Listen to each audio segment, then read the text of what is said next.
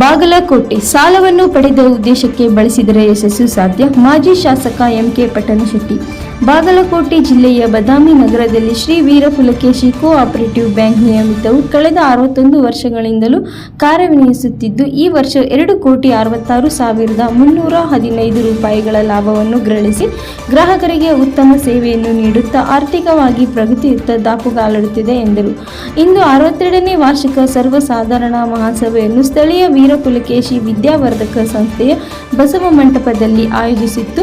ಸಂಘದ ಅಧ್ಯಕ್ಷರು ಮತ್ತು ಮಾಜಿ ಶಾಸಕರಾದ ಶ್ರೀಯುತ ಎಂಕೆ ಪಟ್ಟಣಶೆಟ್ಟಿ ಅವರು 62ನೇ ವಾರ್ಷಿಕ ಆಡಾವೆಯನ್ನು ಮತ್ತು ಮುಂದಿನ ವರ್ಷದ ಅಂದಾಜು ಆಯವ್ಯಯ ಪ್ರತಿಕ್ರಿಯೆಯನ್ನು ಸಭೆಯಲ್ಲಿ ಬ್ಯಾಂಕ್ನ ಪ್ರಗತಿ ನೋಟಿನೊಂದಿಗೆ ಸಾದರಪಡಿಸಿದರು. ಸಹಕಾರಿ ಮುಖ್ಯ ಕಚೇರಿಯೊಂದಿಗೆ 14 ಶಾಖೆಗಳನ್ನು ಹೊಂದಿದ್ದು ಒಟ್ಟು 55,378.13 ಲಕ್ಷ ರೂಪಾಯಿಗಳ ದುಡಿಯುವ ಬಂಡವಾಳಗಳನ್ನು ಹೊಂದಿದ್ದು 99,58,000 ರೂಪಾಯಿಗಳ ನಿವ್ವಳ ಲಾಭಾಂಶವನ್ನು ದಾಖಲಿಸಿ ಸದಸ್ಯರಿಗೆ ಶೇಕಡ 8% ಲಾಭಾಂಶವನ್ನು ಕೊಡಮಾಡಿ ಆ ವರ್ಗದ ಶ್ರೇಣಿಯ ಮುಂದುವರೆದಿದೆ ಎಂದು ತಿಳಿಸಿದರು.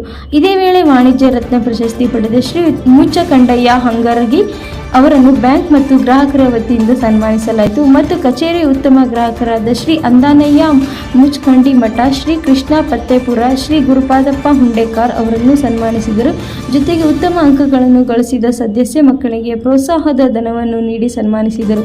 ಬ್ಯಾಂಕ್ನ ಹಿರಿಯ ಸದಸ್ಯರು ಮತ್ತು ಮಾಜಿ ಅಧ್ಯಕ್ಷರಾದ Shriyuta AC Pattanashetti, DM Pain, IK Pattanashetti, KM Pattanashetti, MS Tenginamani ಸೇರಿದಂತೆ ಎಲ್ಲ ನಿರ್ದೇಶಕರು, ಮುಖ್ಯ ವ್ಯವಸ್ಥಾಪಕರಾದ ಶ್ರೀಮತಿ ಮಾಲಾ ಬಿ ದೇಶಣ್ಣನವರ್ ಸೇರಿದಂತೆ ಷೇರುದಾರರಾದ ಮತ್ತು ಸಹಕಾರಿಯ ಸಿಬ್ಬಂದಿ ವರ್ಗದವರು ಹಾಜರಿದ್ದರು.